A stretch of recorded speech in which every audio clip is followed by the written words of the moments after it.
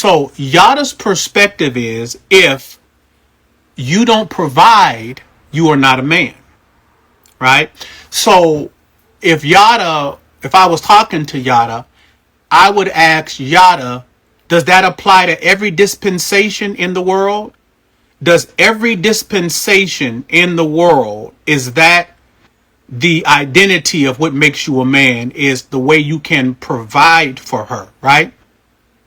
Provide for her, right?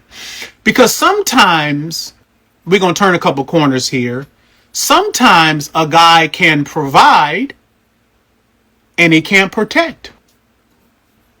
What if you were in biblical times and, you know what I'm saying, you were born in wealth, right? And say your wealth was cattle, right? You had more cattle than the rest of the guys that were in the community that you were from, because your father had cattle and his father had cattle, right?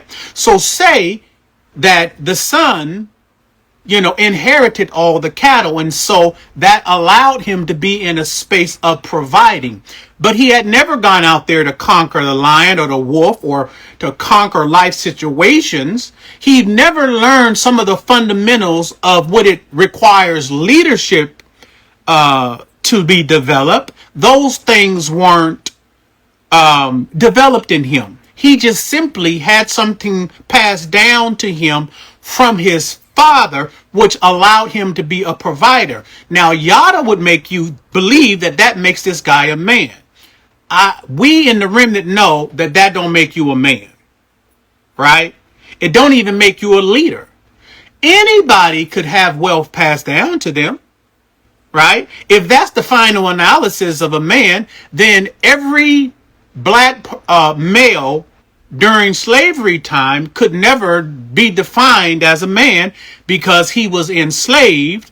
And you know what I'm saying? Every work and all the work that he did it for the master of the house, right? But what happens when a lot of these slave revolts happen and they killed some of the masters of the house, because he felt like, my manhood is being challenged, and I think that me giving my life, is worth it to me instead of being subjugated. So a lot of our people die because they had that perspective. Would we not consider them to be men, even though they had the willingness to die for what they believed in, right? Instead of suffering the subjugation.